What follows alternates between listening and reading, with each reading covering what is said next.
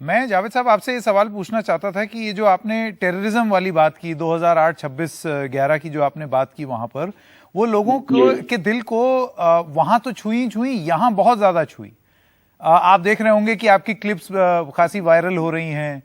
आपको क्यों असल में क्या है कि हाँ अब वो लगता है ये है ना कि भाई दूसरे मुल्क में जाके अब वहाँ 3-4 दिन वहां बैठे ऐसी बात कोई कर दे और ये साफ साफ कह दे तो जरा लोग थोड़ा वो उस पर ताज्जुब भी करते हैं, खुश भी होते हैं। अब मेरी ऐसी आदत है कि जब टॉपिक सामने आ ही गया और जो बात मुझे दिल को मेरे लग रही है तो मुझे तसल्ली नहीं होती बिना कहे। अब तो वो तो कह दो, फिर जो होगा देखा जाएगा। लेकिन मुझे भी आई वाज आल्सो सरप्राइज कि उस पर ताली बजी, उस बात पे ताली बजी। इसकी मुझे उम्मीद है। कई दफा हिंदुस्तान में भी ऐसा हुआ है कि मैं कुछ ऐसी जगहों पे गया हूँ जहाँ बोलने को उन्होंने कहा और बल्कि मेरे वेल विशर ने और दोस्तों ने कहा बाकी बातें करना, ये मत करना। मगर जब मैं बोलना शुरू किया तो मुझे लगा कि ये बात किए बिना अगर मैं बैठ गया तो मजा नहीं है, तो मैं वो बातें भी कह देता हूँ। तो somehow so far I am getting away। देखिए कितनी क्या होता है। पर जावेद साहब ये हिंदुस्तान में इसको बहुत अच्छे से रिसीव किया गया है कि आप वहां जा करके ये बात बोल आए। मैं आपसे ये जानना चाहता हूँ ये बेबाकी, जैसे अभी आपने थोड़ी देर पहले भी बोला कि आपके वेल विशर्स आपको ये बोलते हैं कि ये मत बोलाना, वो मत कर देना, तो आपको लगता है कि ये बेबाकी बहुत जरूरी है? और क्या आपने कुछ एक्सपीरियंस किया कि वहां पर ये बयान के बाद कोई आपको ये बोले कि ये आपको नहीं बोलना चाहिए था? नहीं, बिल्कुल किसी ने नहीं कहा। बहुत मतलब ये अग्रीड। अब वहां पर तो जाहिर है कि फौजी अफसर तो बैठे नहीं थे जो मुझसे डिसएग्री करते, या कोई मौलाना मौजूद नहीं थे। अब तो फैज का फंक्शन था तो ऑब्वियसली वहाँ सेकुलर, फॉरवर्ड लुकिंग, प्रोग्रेसिव ही लोग थे, क्राउड भी पूरा वही था। मैं 3-4 हजार आदमी ये बात पाकिस्तानी सुन के उस पर क्लैप करते हैं और उससे अग्री करते हैं, इससे मुझ में बहुत ऑप्टिमिज्म पैदा हुआ। इसके मतलब हमें अब हमारी हुकूमत को और हमारे समाज को ये सोच के पॉलिसी बनानी चाहिए कि हम पूरे पाकिस्तान को पाकिस्तान की फौज न समझे। हमें क्या करना चाहिए मालूम नहीं, वो तो मेरे से मुझसे ज्यादा अक्ल उन लोगों में है कि इस मुल्क को चला रहे हैं। हम तो एक आम शहरी है, एक मामूली नागरिक है। कि ये जो डिफरेंस है, जो गैप है between the establishment army and the people, ये गैप हमें समझना चाहिए।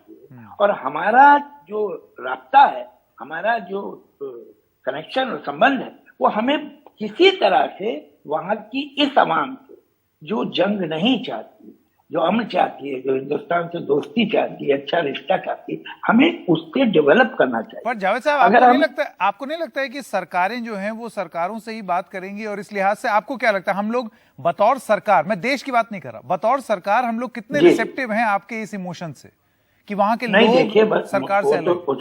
वो तो सरकार बताएगी, मगर लोग अलग हैं। अगर लोग अलग ना होते तो फिर उस मुल्क में फुल फ्लेजेड परफेक्ट डेमोक्रेसी होती। फौज का इतना गलबा क्यों होता? अगर फौज की ही मर्जी से लोग सोच रहे होते तो फिर तो बड़ी अच्छी बात थी फौज के लिए। लेकिन उन्हें मालूम है ना कि लोग अलग हैं और हम अलग हैं, लेकिन इनको चुप करके रखो। तो ये बात हमें समझनी चाहिए। और मैं जाहिर है कि हमारी हुकूमत के भी फराइज होते हैं, हम कोई लापरवाही तो सरहदों पे नहीं कर सकते ये छोटी मोटी बातों की वजह से। लेकिन ये जो मुझे दिखाई दिया है उससे मुझे एक ही बात समझ में आई कि हमको पाकिस्तान को मोनोलिथ नहीं समझना चाहिए।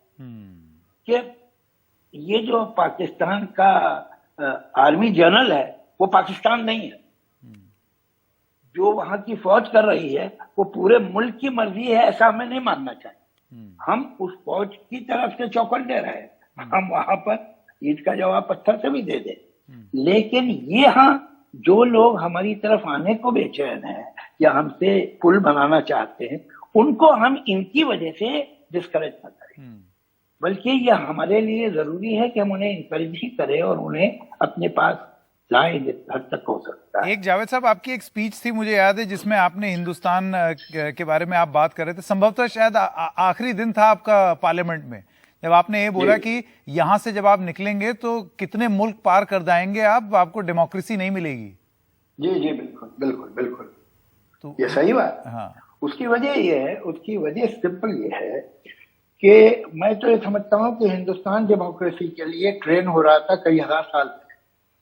जिस मुल्क में बुनियादी उसका फिलॉसफी ये हो कि भाई आप कुछ सोचते हैं, ये कुछ सोचते हैं, ये कुछ सोचते हैं, कुछ सोचते हैं, ये भी अपनी जगह सही है, आप ये अपनी जगह सही है, ये भी अपनी जगह सही है, तो आपने जो डिसेंशन है उसको हमेशा से एक्सेप्ट किया कि लोग आपसे डिसएग्री कर सकते हैं, इसका मतलब ये नहीं कि वो खराब है, उनकी अपनी एतराज।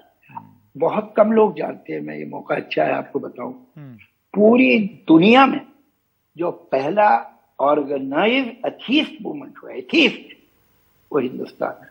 और कब? 3,500 साल पहले। हमारा जो चारवाक बहुत लोग समझते हैं कि इंडिविजुअल का नाम, एक मूवमेंट जिसमें बड़े बड़े फिलोसफर, बड़े पढ़े लिखे लोग थे। 3,500 साल पहले उन्होंने, जैसे बृहस्पति थे, उन्होंने लिखा कि कोई सवाल ही नहीं होता कि मौत के बाद किसी भी तरह की जिंदगी, कोई सवाल, ये नॉनसेंस है। कोई सवाल ही नहीं होता है कि कोई बैठा हुआ है जो आपकी हर बात को देख रहा है और आपको कभी सजा देगा और कभी इनाम देगा। ये सब बेकार बातें। ये बात 3,500 साल पहले चारवाक मूवमेंट की। तो हमारे यहाँ, अच्छा तो वो लोग भी क्या है भाई, आज तो क्या है, इस तरह की जो बात करते हैं, चाहे वो दाभोलकर हो कि वो पंसारे हों, तो उन्हें गोली मार दी जाती है।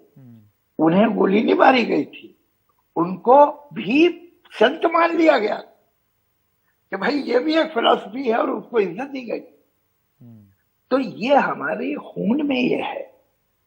कभी कभी मैं देखता हूं कुछ लोग उसी को कम करने की कोशिश करते हैं और कर रहे हैं, वो अच्छी बात नहीं। हमारा तो गुण ही है कि हम डिसएग्री करके एक साथ रह सकते हैं।